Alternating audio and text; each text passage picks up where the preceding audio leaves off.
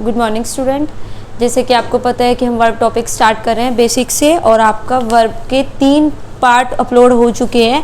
आपका जो तीसरा पार्ट है लर्न विद अनुराधा मैम, इसका मैं लिंक डिस्क्रिप्शन में भी डाल दूंगी। आज यहाँ पे आपका वर्ब का पार्ट 3 अपलोड हो चुका है, ठीक है।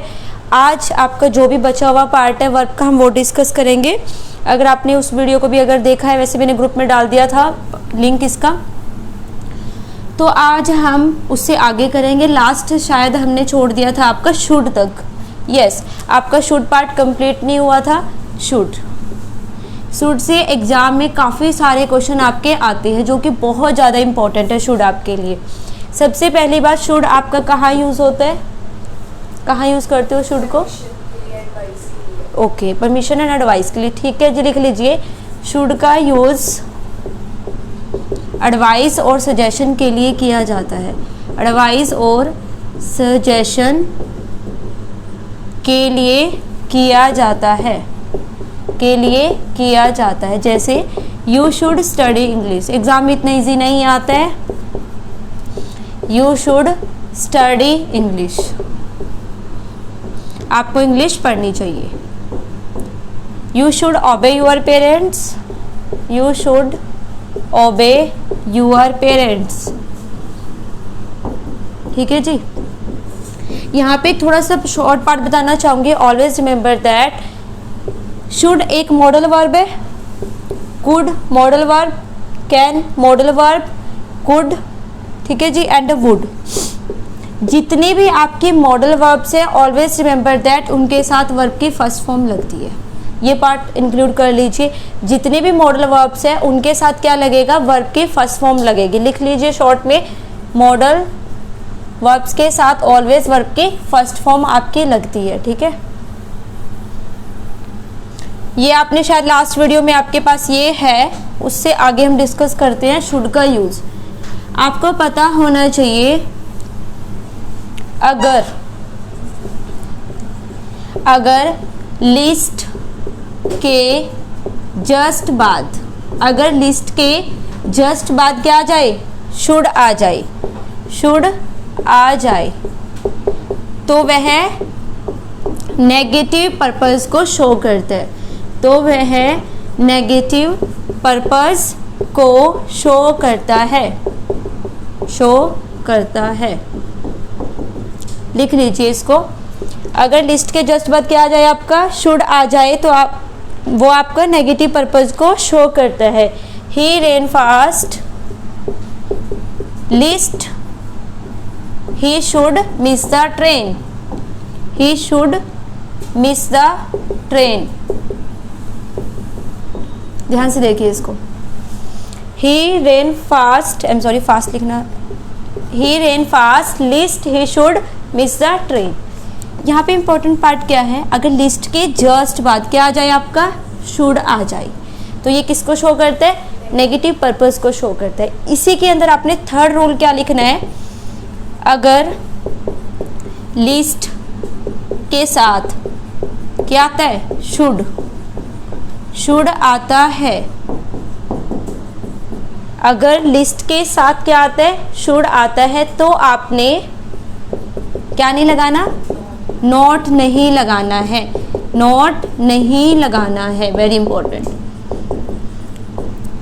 इसको ध्यान से देखिए। जब मैंने आपको बता दिया कि लिस्ट के बाद शुड आता है तो नेगेटिव पर्पस को शो कर रहा है, तो फिर उसी को मैंने जानबूझ के नीचे लिखा एक्सप्लेन करके। अगर लिस्ट के बाद या साथ शुड आता है तो आपका नॉट नहीं लगेगा। क्यों नहीं लगा नॉट, क्योंकि वो ऑलरेडी नेगेटिव पर्पस को शो करता है। इसका एग्जांपल लिखना चाहती हूँ, लिख लीजिए। जो आपने सेम लिखा है इसी को एक्सप्लेन करूंगी।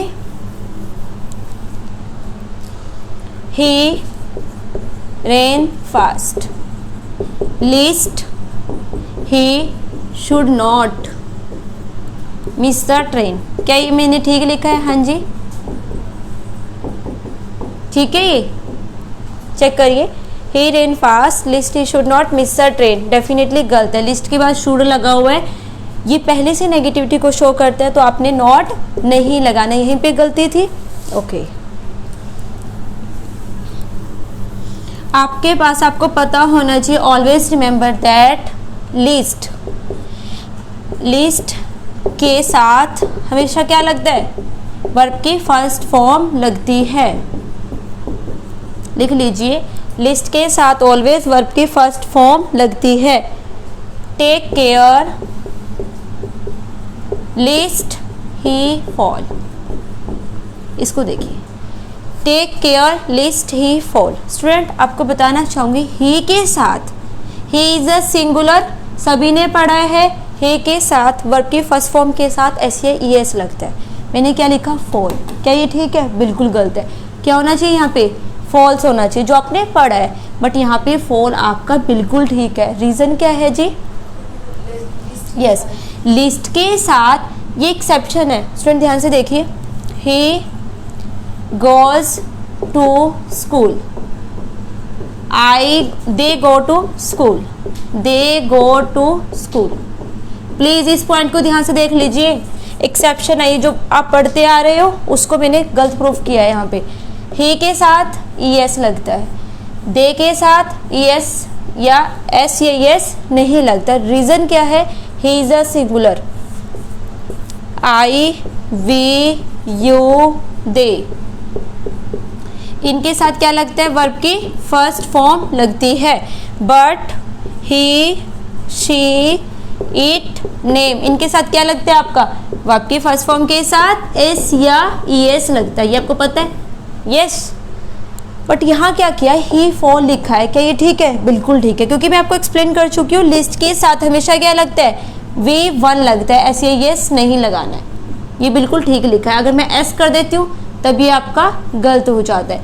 अगर यहाँ पे U होता तब तो फॉल ठीक ही है, क्योंकि U के साथ तो वैसे भी V1 नहीं लगता है। I होता, फॉल ठीक है।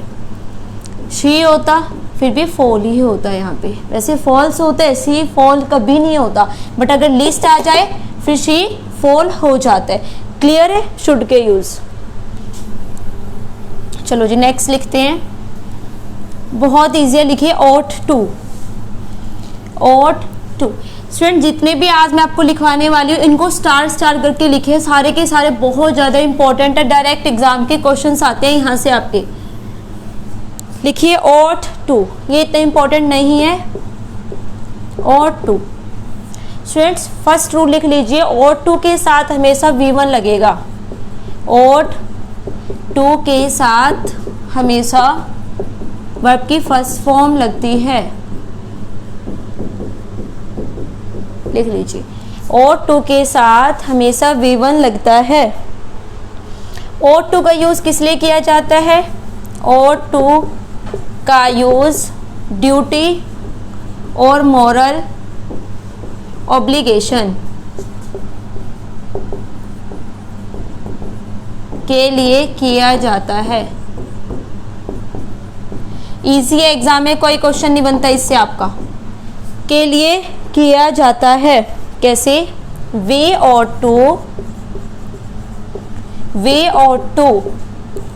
लव आवर कंट्री, हमें अपने देश से क्या करना चाहिए? प्यार करना चाहिए। लाखों लोग होंगे जो इंडिया में रह के क्या कहते हैं, इंडिया में कुछ भी नहीं है, बट ये बिल्कुल रॉन्ग है। आप जिस धरती पर रहते हो आपको उससे क्या करना चाहिए? प्यार करना चाहिए। We ought to love our country. यहाँ पे इंपॉर्टेंट क्या है आपका? कुछ इंपॉर्टेंट नहीं है, बहुत ईजी है, एग्जाम में ऐसा कुछ नहीं आता। ought to आपको जिस पता होना चाहिए, ought to हम कहाँ लगाते हैं, जैसे आपको पता है ना should कहाँ लगता है, एडवाइस, सजेशन, उसके लिए कुछ रूल्स थे। ऐसे यहाँ पे कुछ नहीं है पर्टिकुलर, यहाँ पे आपको पता है कि ought to कहाँ लगता है आपका? ड्यूटी, जब आप किसी ड्यूटी की बात करते हो, मॉरल ऑब्लिगेशन की बात करते हो, first thing. And the second क्या है? जैसे लव्ड, गलत हो जाएगा। रीज़न, ought to के साथ हमेशा क्या लगता है? V1 लगता है, तो यही है, हमेशा V1 लगता है। बस ought to के लिए आपको कुछ ज़्यादा सीखने की जरूरत नहीं है, इतना ही होता है। अब आते हैं very very important, used to. Exam में बनते हैं 3 क्वेश्चंस, इसके 3 क्वेश्चंस बनते हैं एग्जाम में, लिख लीजिए यूज्ड टू।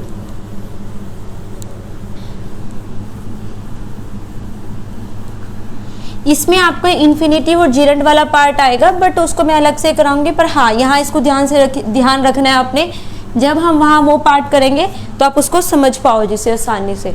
लिख लीजिए used to. Used to. Used to का यूज कहाँ किया जाता है? पास्ट हैबिट बताने के लिए। लिख लीजिए, यूज्ड टू का यूज पास्ट हैबिट के लिए किया जाता है। पास्ट हैबिट के लिए किया जाता है, के लिए किया जाता है। सिंपली लिख लीजिए, पास्ट हैबिट के लिए किया जाता है। He used to study till 10 p.m. He used to study till 10 p.m.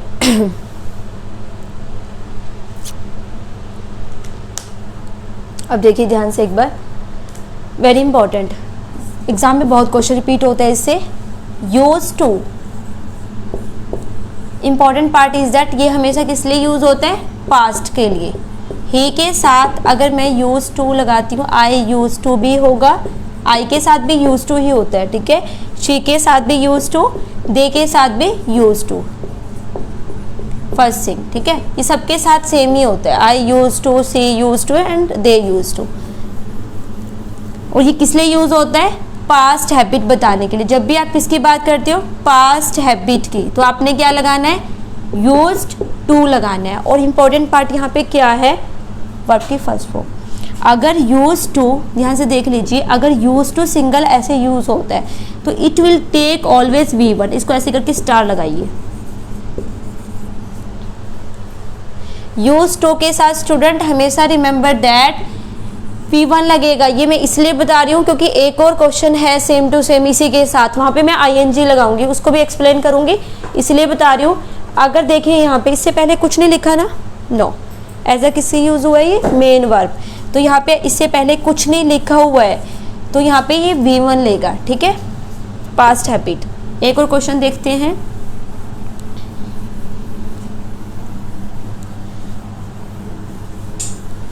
लिख लीजिए, he uses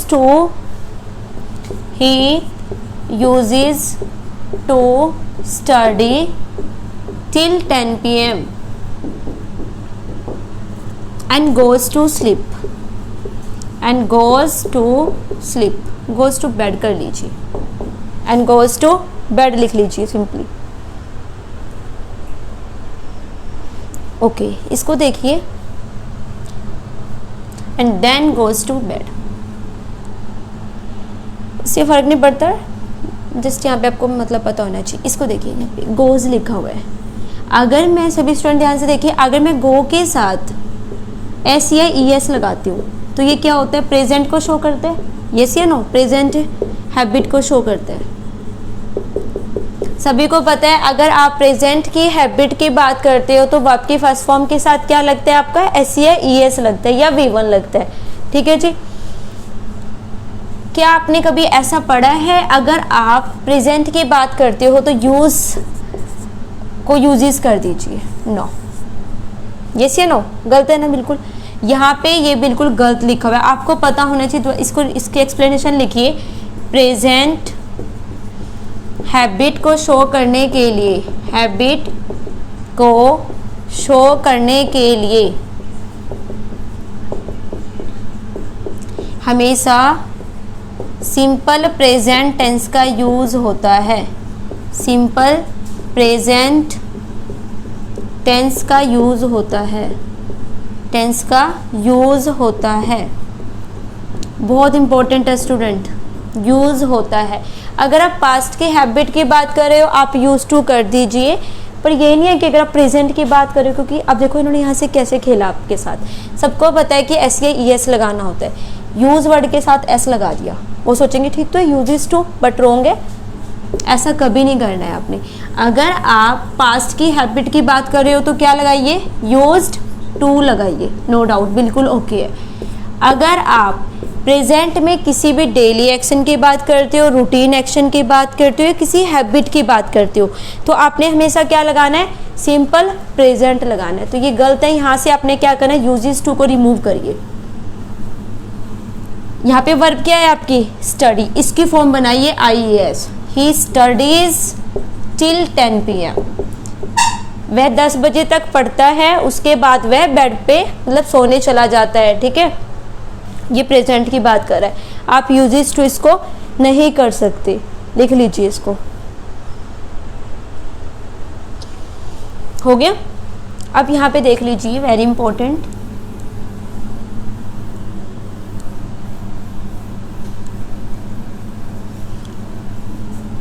लिखिए अगर वर्ब की फर्स्ट, अगर यूज्ड टू के बाद, अगर यूज्ड टू के बाद, यूज्ड टू के बाद वर्ब की फर्स्ट फॉर्म प्लस आईएनजी आई, तो यह हैबिचुअल एक्शन को शो करता है, हैबिचुअल एक्शन को शो करता है, को शो करता है।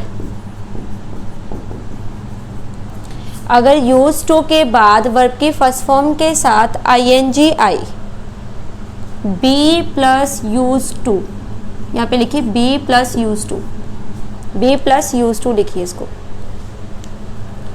अगर बी प्लस यूज टू, यहाँ से बी का क्या मतलब है?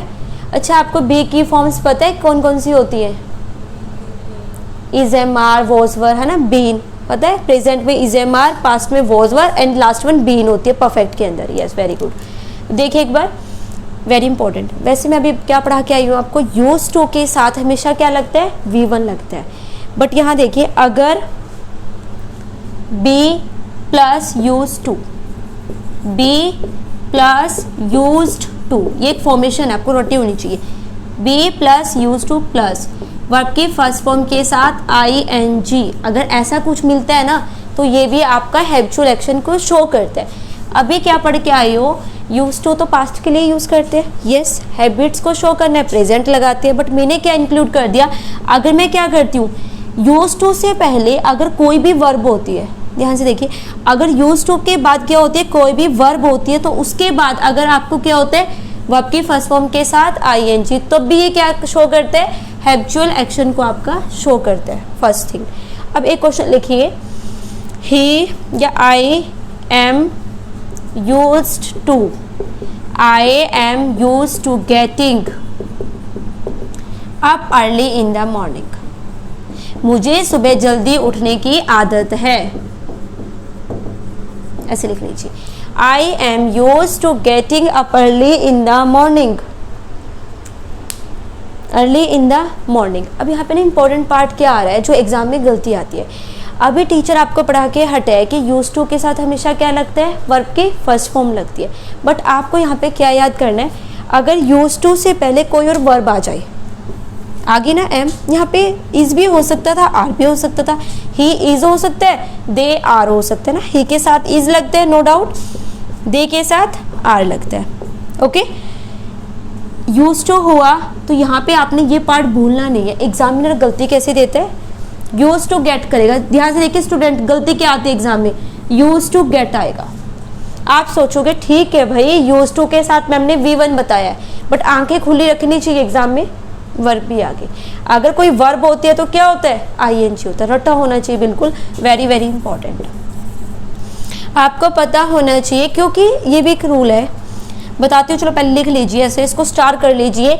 अगर यूज टू के साथ, यूज टू से पहले कोई भी वर्ब नहीं है तो V1 लगा दीजिए। अगर कोई वर्ब है तो आपने वहां पे चेक करना है पर्टिकुलर ING फॉर्मेट, ING होना चाहिए, अदरवाइज ये रॉन्ग हो जाएगा आपका। क्लियर? आई थिंक क्लियर होगा। अब मैं आपको कुछ वर्ड्स बता रही हूँ, उसको लिख लीजिए फटाफट, जिनके ये आपको रटे होने चाहिए टिप्स के ऊपर। और मैं सब पहले से कह रही हूँ, इंग्लिश आपने लर्न करनी है, ऐसा नहीं कि वीडियो देखी और रटने बैठ गई चीज़ों को, नहीं। आप डे बाय डे जब चीज़ों को करते जाएंगे और प्रैक्टिस कराते जाओगे ना, आपको रट जाएंगी चीज़ें। मतलब ऐसा नहीं आपको पढ़ना पड़ेगा, नहीं, खुद से रट जाएंगी, क्योंकि वीडियो में इतनी बार मैं सेम चीज़ को रिपीट कर रही हूँ, तो वो अपने आप माइंड को याद हो जाती है आपकी। वर्ड्स लिखिए, फर्स्ट तो यही वाला वर्ड है बी, यहाँ पे इज एम आर हो सकता है, use to, be use to, accustomed to, accustomed to, prone to, लिख लीजिए accustomed to, prone to, averse to, averse to, with a view to, with a view to,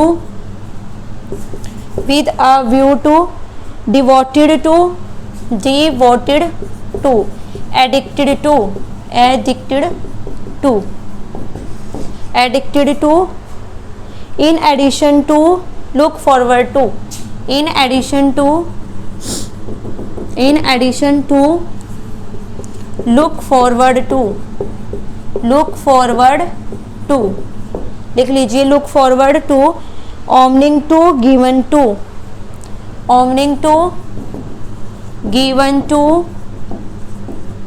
and taken to, prone to लिख चुकी हूँ ऊपर, taken to। Always remember that, exam में आपको ये words कहीं भी दिखाई देते हैं, इनके जस्ट बाद ऑलवेज रिमेंबर दैट लिख लीजिए। पहले वर्ड्स लिखिए, के बाद हमेशा वर्ब के फर्स्ट फॉर्म के साथ ing आता है, ing आता है, ऐसे लिख लीजिए, के साथ ing आता है। be used to, accustomed to, prone to, averse to, रटा होना चाहिए averse to, with a view to, devoted to, I'm sorry यहाँ to मिस हो गया है, devoted to, addicted to, in addition to, look forward to, owning to, given to, taken to। ठीक है, लिख लीजिए इसको।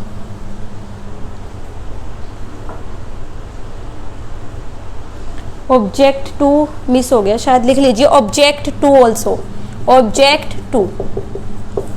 आपको पढ़ाया जाता है स्टार्टिंग से, इन्फिनिटिव फॉर्म होती है एक आपके इंग्लिश की, वैसे इसको मैं अलग से पढ़ाऊंगी एडवांस पार्ट में। टू प्लस वर्ब की फर्स्ट फॉर्म, व्हाट, टू के साथ हमेशा अगर V1 लगता है इट्स अ इन्फिनिटिव फॉर्म। ये कौन सी फॉर्म होती है आपकी, इन्फिनिटिव फॉर्म होती है। अगर वर्ब के फर्स्ट फॉर्म के साथ ing मैं लगाती हूँ, ये कौन सी फॉर्म होती है आपकी, जीरंड फॉर्म होती है। इतना पता होना चाहिए फिर सिंपली, क्योंकि अभी बताऊंगी ना। जितने भी वर्ड्स लिखे हैं, कैन यू चेक, टू लगा हुए, सब जगह टू लगा हुआ है ना, तो V1 आना चाहिए, मैं ing क्यों लगा रही हूँ, है ना। यहाँ पे ing इसलिए लगाया जा रहा है क्योंकि जो ये टू है एज अ इन्फिनिटिव काम नहीं कर रहा है, एज अ प्रेपोजिशन काम कर रहा है। क्या काम कर रहा है, as a preposition, very very important. दोबारा से देखिए, जितने भी वर्ड्स आपके सामने लिखे हैं, मैं आपको बता रही हूँ कि अगर आपको he is addicted to, smoke नहीं होता है, एग्जांपल देती हूँ अभी बट अभी के लिए ठीक है। अगर आपको ये सारे वर्ड्स कहीं भी मिलते हैं, इनके बाद एग्जाम में आपने वर्ब की फर्स्ट फॉर्म के साथ ing लगाना है, ठीक है। और इसका रीज़न देखिए, आप जिन्होंने पढ़ा होगा ग्रामर वो सोच रहे होंगे ये मैम क्यों बता रहे हैं कि ing लगाइए, टू के बाद तो V1 आता है, उनका क्वेश्चन होगा, बट नहीं, यहाँ पे जो ये टू लगा हुआ है ना सबके साथ, ये आपका इन्फिनिटिव की तरह काम नहीं कर रहा है, एज अ प्रेपोजिशन काम कर रहा है, एज अ प्रेपोजिशन काम कर रहा है जी। और आपको बताना चाहूँगी, हमेशा रिमेंबर, याद होना चाहिए बिल्कुल, जितने भी प्रेपोजिशन है उनके जस्ट बाद, एक रूल है ये, जीरंड पढ़ाऊंगी तब पता चल जाएगा, प्रेपोजिशन के जस्ट बाद always remember that ing form आती है। बहुत सारे क्वेश्चन आते हैं एग्जाम में, जितने भी आपके प्रेपोजिशन मिलेंगे ना आपको, उसके जस्ट बाद ऑलवेज रिमेंबर दैट क्या आएगा आपका, ing फॉर्म आएगी, ठीक है। अब एक दो उसके एग्जाम्पल लिख लीजिए। ही इज एडिक्टेड टू, लिखिए simply, he is addicted to dash,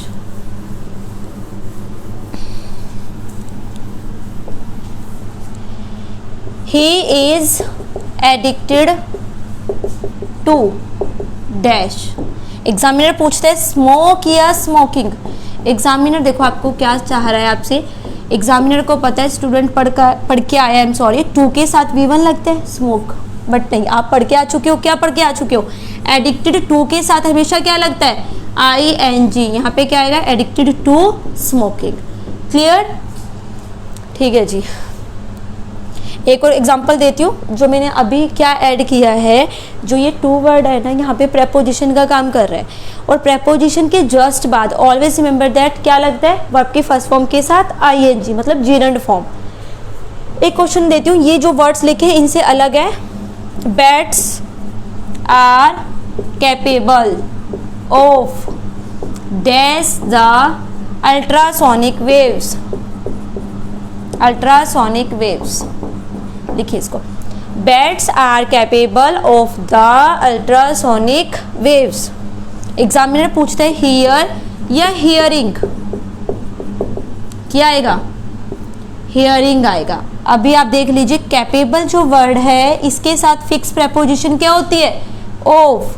तो यहाँ पे क्या आएगा? Hearing the ultrasonic waves.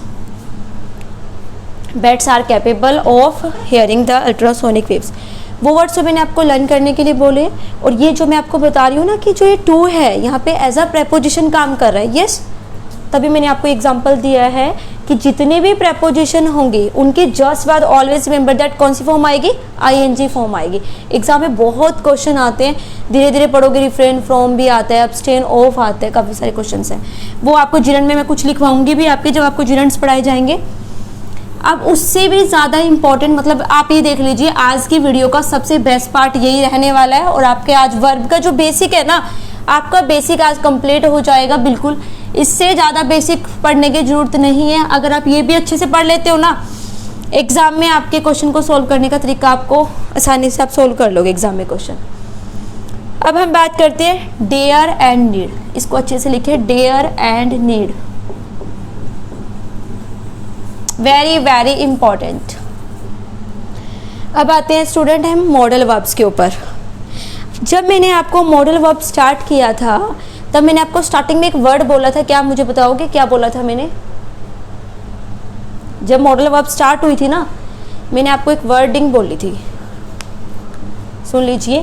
Can, could, सभी स्टूडेंट ध्यान से देखें, would, should, may, might and must, use to and ought to, यही सब लिखवाई थी।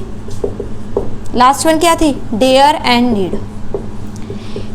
मैंने आपको याद होगा एक सेंटेंस लिखा था स्टूडेंट आपके सामने, अगर आप स्टार्टिंग से सारे वीडियोस देख रहे हो तो रिलेट कर पा रहे होंगे।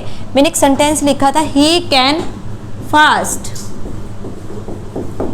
यस या नो? तो मैंने क्या कहा था, आपको बताना पड़ेगा वो क्या करता है तेज, आपको बताना पड़ेगा दौड़ता है, खाता है, पीता है या कुछ भी करता है। मैंने कहा तेज दौड़ता है। तो मुझे एक मेन वर्ब की जरूरत पड़ी या नहीं पड़ी? डेफिनेटली मुझे मेन वर्ब की जरूरत पड़ी है। ये मेन वर्ब होती है आपकी। और ये जो कहना है यहाँ पे किसका काम कर रहा है? हेल्पिंग वर्ब का।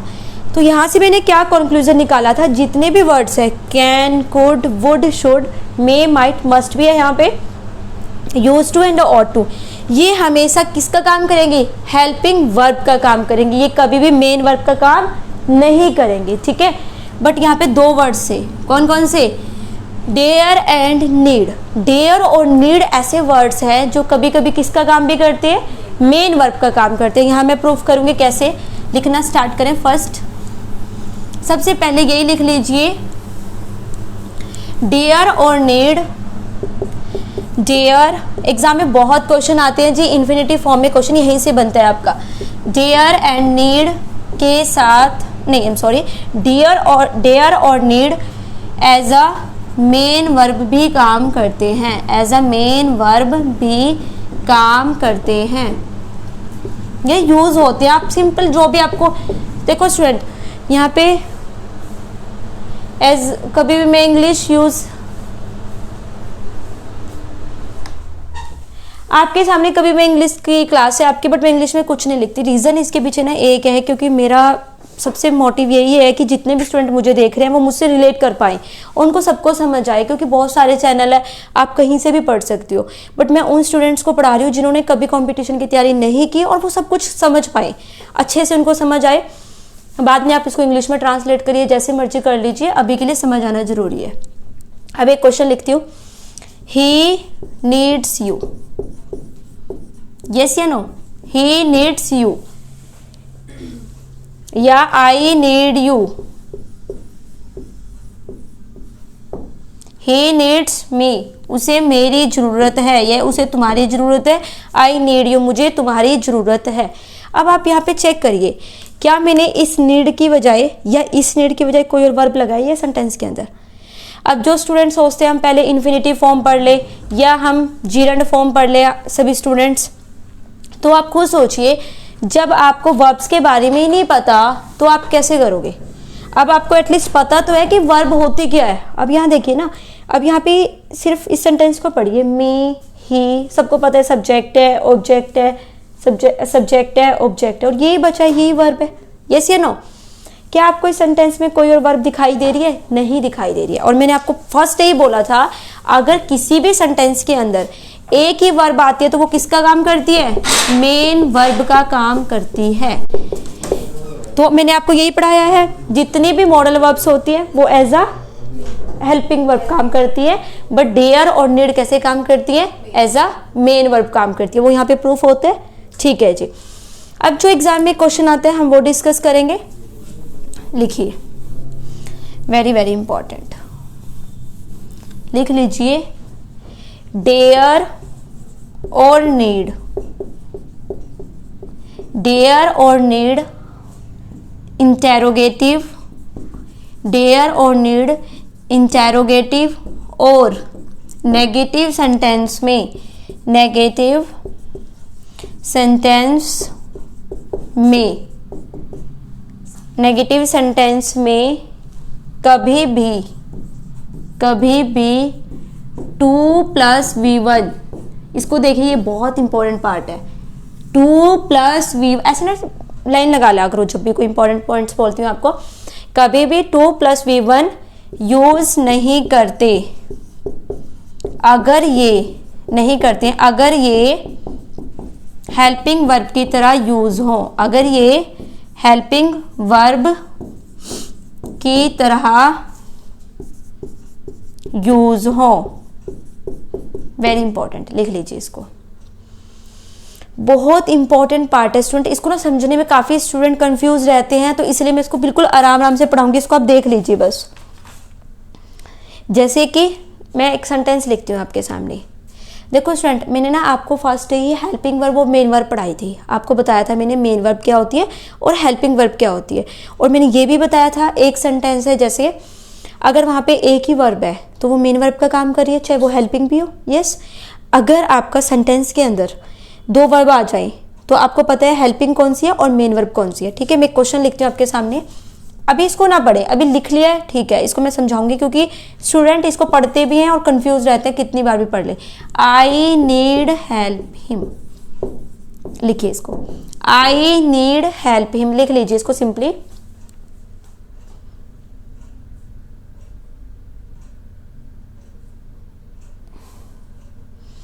I need help him. तो मुझे ये बताइए, क्या ये आपको पॉजिटिव दिखाई देता है या आपको ये इंटेरोगेटिव दिखाई देता है? Very good. ना तो ये नेगेटिव है ना ही ये इंटेरोगेटिव, मतलब ये वाला रूल तो यहाँ पे है ही नहीं। ठीक है, आई नीड हेल्प हिम, तो बताना चाहूंगी वेरी वेरी इंपॉर्टेंट। अच्छा मुझे ये भी बताइए, यहाँ पे जो नीड वर्ड है एज अ मेन वर्ब काम कर रहा है, एज अ हेल्पिंग वर्ब काम कर रहा है या एज अ मॉडल वर्ब काम कर रहा है? बताइए, यहाँ पे ये एज अ हेल्पिंग वर्ब काम कर रहा है ना? यस या नो?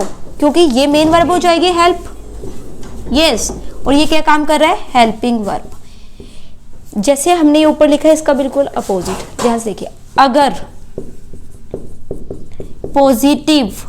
अगर पॉजिटिव सेंटेंस है, वेरी वेरी इंपॉर्टेंट, अगर पॉजिटिव सेंटेंस है तो नीड और डेयर के साथ 2+V1 लगता है। लिख लीजिए इसको, 2+V1 लगता है। वेरी वेरी इंपॉर्टेंट, लिखिए इसको।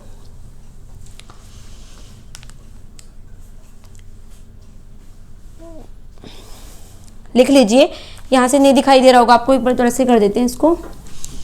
अगर पॉजिटिव, ये सेंटेंस देखिए, मैं बोल रही हूं आप लिखते जाएं। अगर पॉजिटिव सेंटेंस है, ये पॉजिटिव है ना, यहाँ पे नॉट लगा हुआ है ना ही यहाँ पे क्वेश्चन मार्क लगा हुआ है। I need help him. Yes, अगर पॉजिटिव सेंटेंस है तो नीड और डेयर के साथ हमेशा क्या लगता है? 2+ वर्ब की फर्स्ट फॉर्म लगती है। लिख लीजिए, 2+ वर्ब की फर्स्ट फॉर्म लगती है। Very very important. अगर स्टूडेंट आपको लाइफ में कभी भी, इस पॉइंट्स को ध्यान से देखिए, ये पार्ट आपका बहुत इंपॉर्टेंट होने वाला है वर्ब का। अगर आपको सेंटेंस में कभी भी नीड और डेयर देखने को मिलते हैं, आपकी ड्यूटी है चेक करना हेल्पिंग वर्ब है या मेन वर्ब है। अब आप ना खुद देखो स्टूडेंट, यहाँ पे दो वर्ब लगी हुई है। यस, एक मॉडल वर्ब है, एक हेल्पिंग वर्ब, ये मेन वर्ब है। यस, तो आपने यहाँ पे देख के देख सकती हो कि यहाँ पे कोई और वर्ब नहीं है, तो ये किसका काम कर रही है? हेल्पिंग वर्ब का काम कर रही है। अगर ये हेल्पिंग वर्ब का काम करती है या मॉडल वर्ब भी आप उसको बोलते हो, कोई फर्क नहीं पड़ता, तो ये आपका अगर पॉजिटिव है, क्या बोला मैंने? अगर पॉजिटिव है तो क्या लगता है? 2 + V1 लगता है, तो ये गलत है बिल्कुल। क्या आना चाहिए? I need to help him. अब ठीक है, लिख लीजिए इसको, I need to help him, लिख लीजिए।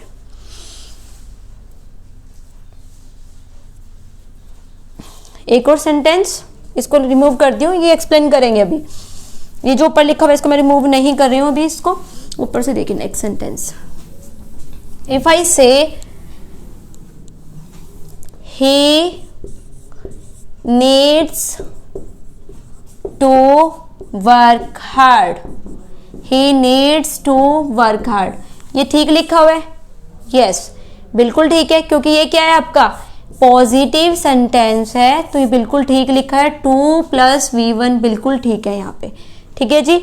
नेक्स्ट लिखिए, एक और सेंटेंस आपके लिए, एक सेंटेंस लिखिए, I need not come tomorrow. I need not come tomorrow, लिख लीजिए इसको, I need not come tomorrow. एक और sentence, he will not dare to cheat anyone. ये तीनों सेंटेंस इकट्ठे लिखिए, he will not dare to cheat anyone.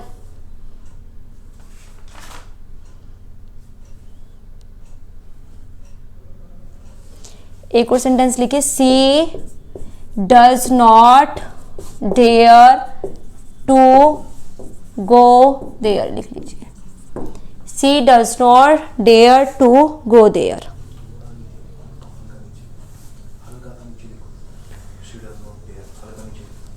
इसको लिख नहीं रहा होगा स्टूडेंट्स आपको, मैं इसको नीचे कर देती हूँ थोड़ा सा,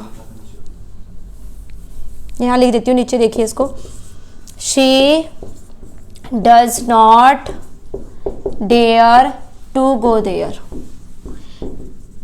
ठीक है, अब यहाँ पे देखिए स्टूडेंट, अब यहाँ आते हैं जो हमने एक्सप्लेनेशन लिखे, इसको ध्यान से देखिए, वेरी इंपॉर्टेंट। क्या लिखा है मैंने? डेयर और नीड, इंटेरोगेटिव और नेगेटिव। ठीक है, सेंटेंस में कभी भी किसको फॉलो नहीं करते? 2 + V1 को फॉलो नहीं करते हैं। कब नहीं फॉलो करते हैं?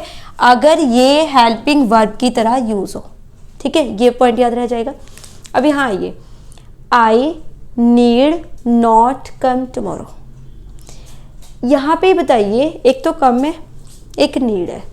मैंने पहले ही बताया है, आना जाना खाना पीना जितना भी एक्शन होता है वो क्या होता है? Main verb. मेन वर्ब है ये। यस, ये हेल्पिंग वर्ब की तरह यूज हुई है, ये रूल नीचे यही लिखा हुआ है। अगर ये आपके किसकी तरह यूज हो? हेल्पिंग वर्ब की तरह यूज हो, तो कभी भी क्या नहीं लगता? 2 + V1 नहीं लगता। आप चेक करिए, लगाया है मैंने?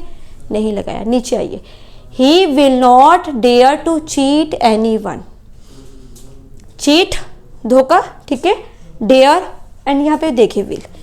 विल क्या थी आपकी? हेल्पिंग वर्ब थी या नहीं थी? यस, मॉडल वर्ब के अंदर हेल्पिंग वर्ब की तरह यूज हो रहा है ना, तो अब हेल्पिंग वर्ब का काम किसने किया? विल ने। और डेयर किसका काम करेगी? अब मेन वर्ब का काम करेगी। यस या नो? कहने का मतलब समझ आ रहा है? अब ये देखिए ना, डेयर यहाँ पे नहीं है, यहाँ पे दूसरी वर्ब आ चुकी है, तो मैंने टू लगा दिया। समझ आ रहा है? स्टूडेंट क्या करता है, एग्जाम में देखता है, भाई मैम ने कहा था नोट के साथ अगर डेयर होता है, वो ये नहीं सुनते हैं हेल्पिंग वर्ब, वो देखते हैं मैम ने बताया था डेयर के साथ अगर नोट होता है ना, टू नहीं आता, बस इसको कट कर देंगे। बट ये गलत है। अगर डेयर से पहले कोई और वर्ब आती है तो आपने क्या चेक करना है? 2 + V1 हो सकता है। ठीक है, आगे आइए, he needs to work hard. ये तो पॉजिटिव है, इसमें कोई दिक्कत ही नहीं है। एज अ मेन वर्ब काम भी कर रहा है, ये मॉडल वर्ब काम कर रहा है, डज नॉट मैटर, ये हेल्पिंग वर्ब की तरह काम कर रहा है और पॉजिटिव है, तो 2 + V1 आता है। She does not dare to go there, 2। अब आप चेक करोगे, मैम ने अभी तो बोला है कि नॉट होता है तो नहीं लगता, यही बोला है ना, बट डज तो है ना, यहाँ पे डज कर रहा है अब हेल्पिंग वर्ब का काम, तो 2 + V1 आ सकता है। बताइए क्लियर और नॉट। अब मैं अगेन थोड़ा सा रिपीटेशन कर देती हूँ क्योंकि बहुत इंपॉर्टेंट पार्ट है। डेयर एंड नीड को मैं इन्फिनिटी में पूरा एक्सप्लेन करूँगी, बट अभी भी कर रहे हैं तो अच्छे से आना चाहिए। सुन लीजिए, अगर लाइफ में कभी भी आपको डेयर और नीड वर्ड्स मिलते हैं तो आपकी मेंटालिटी क्या कहनी चाहिए। अगर ये as a helping verb positive sentence के अंदर है तो आपने क्या लगाना है, 2 + V1 लगाना है। अगर नीड और डेयर एक सेंटेंस के अंदर हैं, जैसे यहाँ देख लीजिए, यहाँ है, अगर ये एज अ मेन वर्ब काम कर रहे हैं तो 2 + V1 आएगा, चाहे नेगेटिव हो चाहे इंटेरोगेटिव हो, फर्क नहीं पड़ता उसको। बट अगर ये एज ए हेल्पिंग वर्ब खुद ही यूज हो जाए, फिर ये नेगेटिव हो या इंटेरोगेटिव, 2 + V1 नहीं आता। क्लियर? ये आपका नीड एंड डेयर का यूज बहुत इंपॉर्टेंट एग्जाम में आता है। मुझे नहीं लगता नीड और डेयर में किसी को भी समझने में प्रॉब्लम है। अब मैं आपको आज आपका ये लास्ट पार्ट है, बेसिक जो भी था आपका वर्ब का। मैं आपको एक बात बताना चाहूंगी वर्ब में आपने स्टार्टिंग से देखो, हेल्पिंग वर्ब पढ़ी है, मेन वर्ब पढ़ी है एंड आपने मॉडल वर्ब्स पढ़ी है।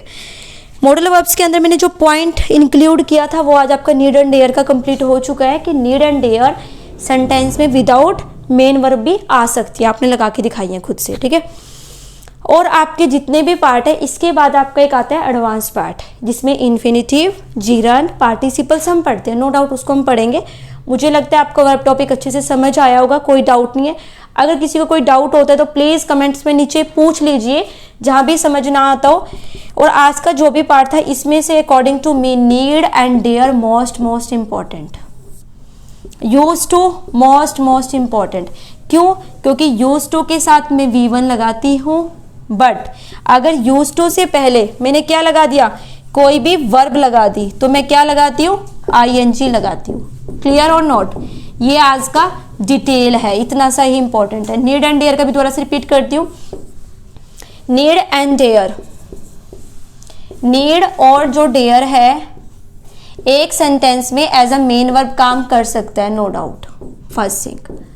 एंड द सेकेंड थिंग क्या होती है जी आपकी नीड एंड डेयर के अंदर, आपको पता होना चाहिए अगर नीड और डेयर पॉजिटिव सेंटेंस रिलेट कर पा रहे हो, जो पॉजिटिव होता है, पॉजिटिव सेंटेंस है तो क्या लेता है, 2 + V1 लेता है।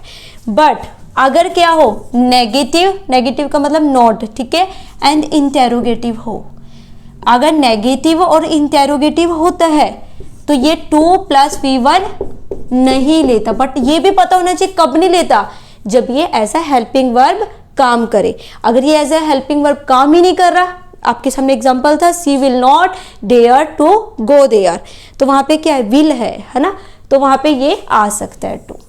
समझ आ रहा है? नेगेटिव और इंटेरोगेटिव में 2 + V1 नहीं लगता, बट कब नहीं लगता, जब ये क्या काम करते हैं, एज अ हेल्पिंग वर्ब काम करते हैं। और मुझे नहीं लगता किसी भी स्टूडेंट को हेल्पिंग वर्ब और मेन वर्ब में डाउट रह गया होगा क्या होते हैं। Thank you students, I think आपको समझ आया होगा।